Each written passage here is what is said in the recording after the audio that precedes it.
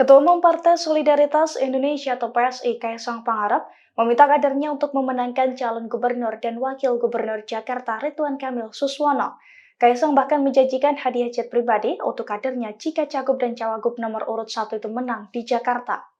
Hal itu disampaikan Kaisang dalam acara Kopdarwil PSI Jakarta di Kelapa Gading, Jakarta Utara pada Minggu 29 September 2024. Ketua Umum PSI itu menyebut bahwa dirinya akan memberikan hadiah jet pribadi kepada para kader dan relawan yang bergerak memenangkan RK dan Suswono atau Ridho di Pilkada Serentak 2024. Namun Kaisang belum memastikan apakah ucapannya itu benar atau hanya sekedar kelakar saja.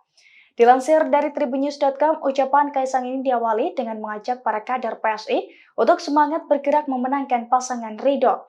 Ia lalu menyatakan bakal memberikan hadiah untuk mereka yang memenangkan Ridwan Kamil dan Suswono.